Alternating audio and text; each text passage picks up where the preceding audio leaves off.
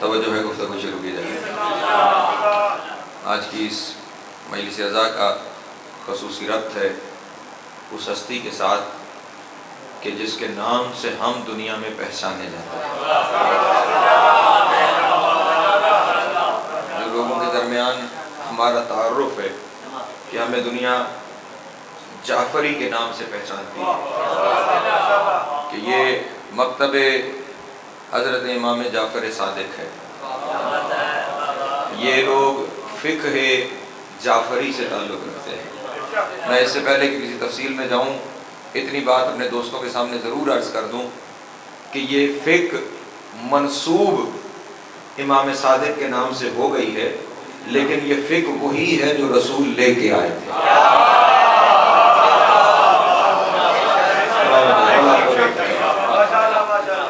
نام سے اس لیے منسوب ہو گئی کہ میرے مولا کا وہ دور ہے کہ جس دور میں بعد کے بہت سارے لوگوں نے دعویٰ کیا اور انہوں نے اپنی اپنی جگہ پر فقہ کو ترتیب دینا شروع کیا۔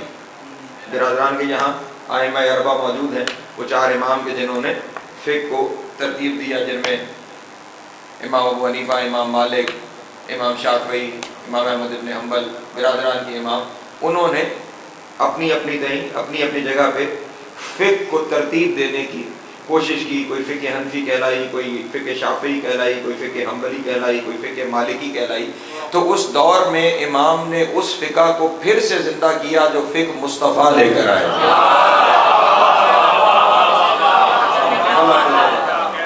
ورنہ ہمارے جہاں دین کامل ہو گیا ہے میرے نبی پر۔ توجہ، جس دن یہ آیت نازل ہو گئی تھی الیوم اکملت لکم دینکم واتممت علیکم نعمتی ورضیت لکم الاسلام دینا، اس دن خداوند عالم نے اپنے دین کے تمام احکام کو منزل کمال تک پہنچا دیا تھا۔ اس کے بعد نہ کسی نئے حکم کی ضرورت تھی، نہ کسی نئے مشورے کی ضرورت تھی، نہ کسی نئے خیال کی ضرورت تھی۔ دین محمد کا ہے، محافظ جعفر صادق۔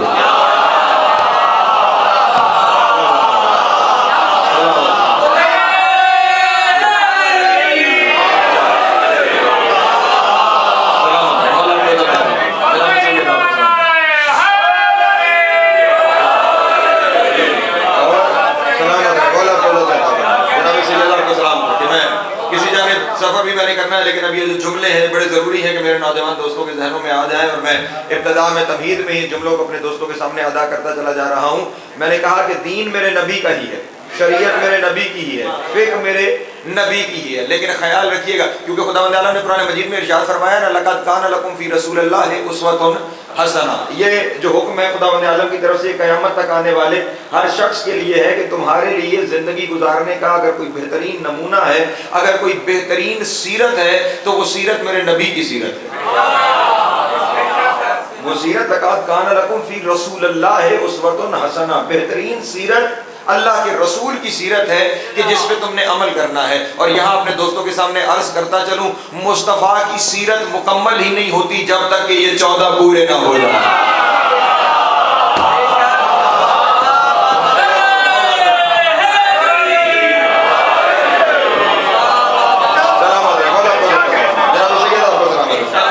یہ سیرت مصطفیٰ مکمل نہیں ہوتی کہ جب تک کہ ان ساری ہستیوں کے زندگی کو اس سیرت میں شامل نہ کر دیا جائے۔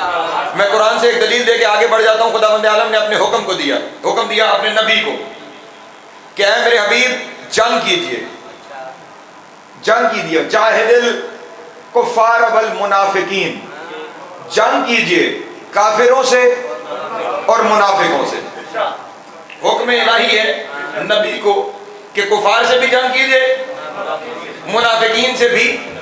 حکم قرآن ہے کفار سے بھی جنگ کیجئے، منافقین سے۔ اب حکم الہی پر عمل کرنا نبی کے لیے واجب ہے۔ توجہ نبی ہمارے لیے واجب ہے، وہ تو پھر خداوند عالم کی شریعت لے کے آنے والے ہیں، تو حکم پر عمل کرنا واجب ہے۔ لیکن اب پڑھے لکھے دوست تشریف فرما ہیں، وہ کسی مکتب سے تعلق رکھتے ہو، شیعہ ہو، سنی ہو، دیوبندی ہو، بریلوی ہو، حکم الہی ہے اپنے نبی کو کہ جنگ کرو کفار سے اور منافقین سے، اور نبی پر اس حکم کی تکمیل واجب ہے۔ پڑھے لکھے دوست تشریف فرما ہے، رسول کی پوری زندگی میں کافروں سے جنگ تو ہے، منافقوں سے نہیں ہے۔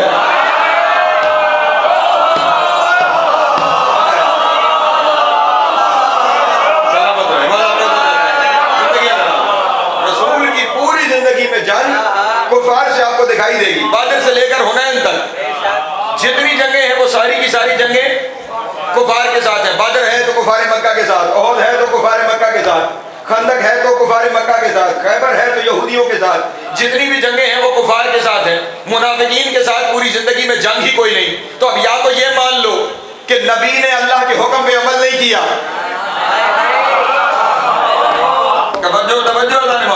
نبی نے اللہ کے حکم پر عمل نہیں کیا، اگر یہ کہو گے تو دین سے خارج ہو جاؤ گے، دین سے خارج ہو جاؤ گے، کیونکہ نبی پہ حکم لگا رہے ہو کہ انہوں نے خدا کے حکم پہ عمل نہیں کیا، تو پھر اب حکم پہ عمل کیسے ہوگا؟ تو نبی خود ارشاد فرما گئے، کافروں سے میں جنگ کر رہا ہوں، منافقوں سے میری جگہ علی لڑے گا۔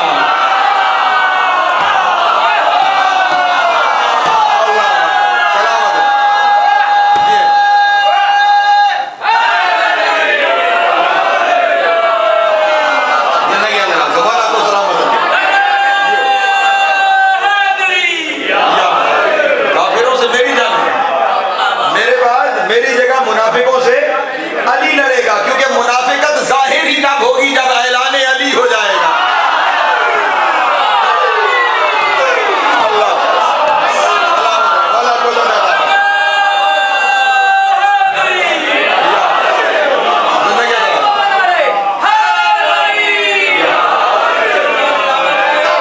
کیونکہ نبی نے کہیں یہ ارشاد نہیں فرمایا، کہیں نبی نے یہ ارشاد نہیں فرمایا کہ مجھ سے محبت صرف وہ کرے گا جو مومن ہے، مجھ سے محبت صرف وہ کرے گا جو مومن ہے، مجھ سے بغض فقط وہ رکھے گا جو منافق ہے۔ اپنے بارے میں نہیں فرمایا، حتیٰ کہ خدا کے بارے میں بھی نہیں فرمایا، لیکن علی کے بارے میں ارشاد فرمایا، یا علی لا یحبک الا مؤمن۔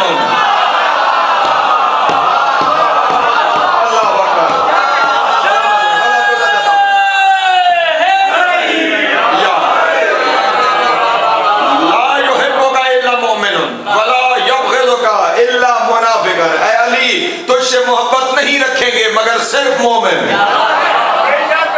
تجھ سے بغض نہیں رکھیں گے مگر صرف منافقت۔ تو منافقت کا اظہار ہی تب ہوتا ہے جب نام علی آئے، جب نام علی آئے تو پھر منافقت کا اظہار ہوتا ہے۔ بات کسی اور جانب نہ نکل جائے، مجھے اپنے امام پہ آپ کے سامنے کچھ باتیں عرض کرنی ہے۔ یاد رکھیے گا، منافق زیادہ خطرناک ہے کافر سے، منافق زیادہ خطرناک ہے مشرک سے، کیونکہ مشرک اور کافر ظاہر دشمن ہے، منافق چھپا ہوا دشمن ہے۔ مشرک اور کافر آپ کے مقابلے میں صف آ رہا ہے، منافق آپ کی صفوں میں کھڑا ہے۔ وہ خود آپ کی صفوں میں موجود ہے، اس لیے آستین کا سانپ زیادہ نقصان دیتا ہے۔ میں نے تو جملہ کہہ دیا جو دوستوں کے سامنے کرنا ہے، آستین کا سانپ زیادہ نقصان دہ ہوتا ہے۔ تو اب سیرت رسول، بات کسی اور جانب نہ نکل جائے، میں متصل کروں بات، تو سیرت رسول نہیں مکمل ہوتی جب تک کہ ان سب ہستیوں کو شامل نہ کر لیا جائے۔ اسی لیے مکتب اہل بیت کا یہ اصول ہے، ہمارے یہاں حدیث صرف وہ نہیں جو نبی نے ارشاد فرمائی، ہمارے یہاں ان 14 میں سے جس نے جو جہاں کہا وہی حدیث ہے۔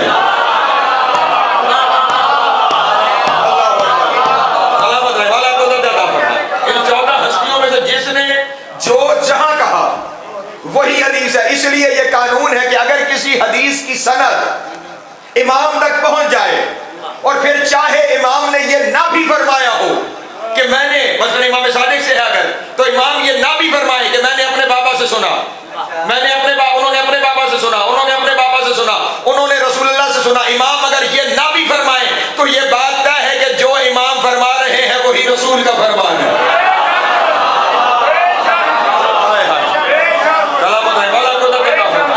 وہی رسول کا فرمان ہے۔ اگر بات جب رسول تک پہنچ جائے گی تو پھر قرآن خود کہہ دے گا وما ينطق عن الهوى ان هو الا وحی یوحی، اس کا مطلب صادق نے جو کہہ دیا بس یوں سمجھو وہی خدا نے کہا ہے۔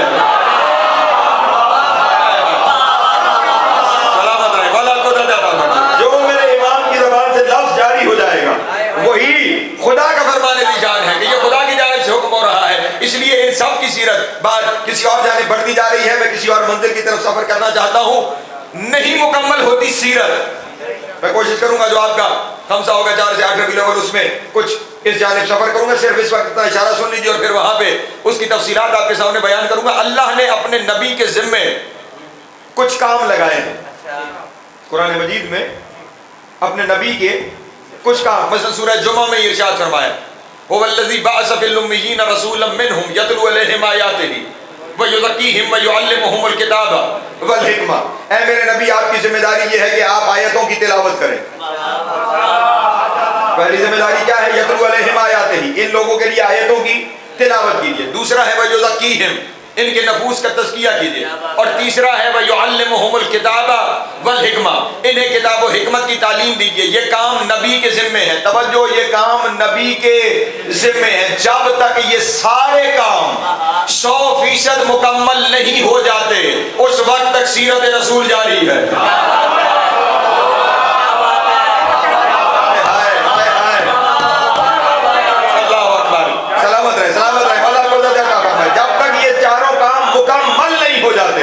اس وقت سیرت رسول جاری ہے، ختم نہیں ہو سکتی، کیونکہ نبی کی ذمہ داری ہے۔ خداوند عالم نے اپنے حبیب کے ذمہ لگایا ہے نا، تو نبی کی ذمہ داری ہے یہ چاروں کام مکمل ہو جائیں۔ اگر تو آیات کی تلاوت پر امت متفق ہو گئی تو نبی کا یہ کام ختم ہو گیا ہے، اور اگر آج تک امت تلاوت آیات پر متفق نہیں ہو سکی تو ابھی کام ختم نہیں ہوا۔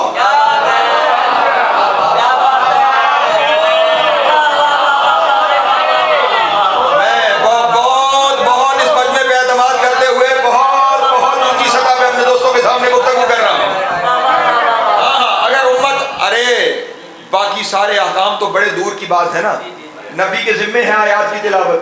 جب تک بنی نوع انسان تلاوت آیات پر متفق نہیں ہوتی، اس وقت تک کار رسالت ختم نہیں ہوا، اور آج تک متفق نہیں ہوئی۔ اس کی دلیل یہ ہے کہ یہ جو آپ آیت وضو ہے نا، وضو کی آیت، وَاغْسِلُوا وُجُوهَكُمْ وَأَيْدِيَكُمْ إِلَى الْمَرَافِقِ وَامْسَحُوا بِرُؤُوسِكُمْ وَأَرْجُلَكُمْ إِلَى الْكَعْبَيْنِ۔ اسی آیت پر اختلاف ہے، یہ ارجلکم ہے یا ارجلکم ہے۔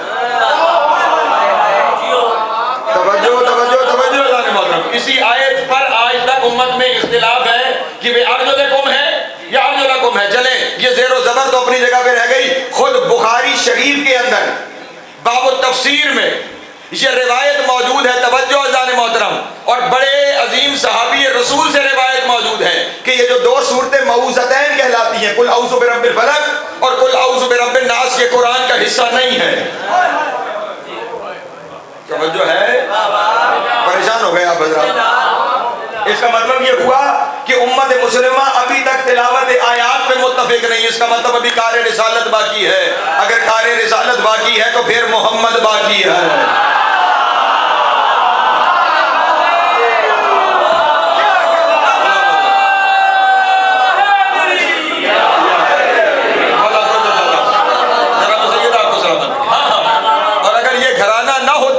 تو یہ تلاوت آیات کا کام ہی، باقی تو بات کی منزلیں ہیں نا، یہ تلاوت آیات کا کام ہی مکمل نہیں ہوتا اگر ان ہستیوں کو شامل نہ کر لیا جائے۔ بلکہ جملہ بدل کے کہوں، آیتیں سمجھ ہی نہ آتی اگر یہ نہ ہوتے۔ بس میں پہنچ گیا اپنے امام تک، جو سفر کروا کے اپنے محترم دوستوں کو لایا، اور اب امام کی طرف۔ ہر ایک امام کے دور کے اپنے اپنے چیلنجز ہیں۔ توجہ ہے میرے محترم دوستوں؟ آپ نے جو کہا نا، میں ایک بڑے مختلف زاویے سے اپنے امام کی طرف آنے کی کوشش کر رہا ہوں۔ ہر امام کے دور کے اپنے اپنے چیلنجز ہیں۔ امیر المومنین کے لیے چیلنجز مختلف تھے کہ ان کے مقابلے میں وہ جماعت کھڑی ہو گئی جو کبھی لوگوں کو نبی کے ساتھ کھڑی نظر آتی۔ وہ میرے مولا امیر المومنین کے دور کا معاملہ تھا۔ جیسے جیسے وقت گزرتا میں ایک ایک پہ گفتگو کروں تو پھر پورا اشرہ چاہیے۔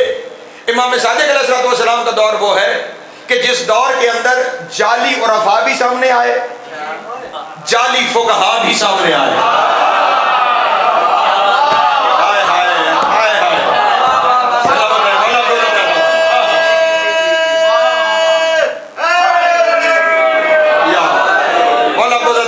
میں یوں آپ کے سامنے کہہ دوں تو زیادہ بات آسان ہو جائے گی۔ امام باقر علیہ السلام سے پہلے کا جو دور ہے نا، اس سارے دور میں، پہلے نبی کے دور میں کافر اور مشرک سامنے آ کے لڑتے رہے، پھر اس کے بعد امیر المومنین سے لے کر امام حسین علیہ السلام تک منافقین نے بھی چہروں سے نقاب ہٹائے اور وہ سامنے آ کے لڑنا شروع ہوئے. اور جب انہوں نے دیکھا کہ لڑنے سے گزارا نہیں ہے تو پھر انہوں نے روپ بدلنا شروع کی. پھر انہوں نے بجائے ان کو کہ جو دین لے کر آئے تھے انہیں ختم کرنے کے ساتھ ساتھ دوسرا کام شروع کیا. اور وہ دوسرا کام یہ تھا صرف انہیں نہ ختم کرو کہ جو دین کے ذمہ دار ہیں دین کو بھی ختم کرنے کی کوشش کرو. توجہ اذان محترم. اور دین نہیں ختم ہو سکتا تھا جب تک کہ دین کا لباس نہ پہنا جائے. مشرف دعا کرنا والا مدد فرمائے. نہیں ختم ہو سکتا تھا دین جب تک کہ وہ خود دین کا لباس پہن کے دین کے ٹھیکیدار نہ بنے. جب بنیں گے تو پھر دین میں یاد رکھیے گا کبھی بھی انجان آدمی نا آشنا آدمی تبدیلیاں نہیں پیدا کر سکتا. تبدیلی وہی ڈرتا ہے جو جانتا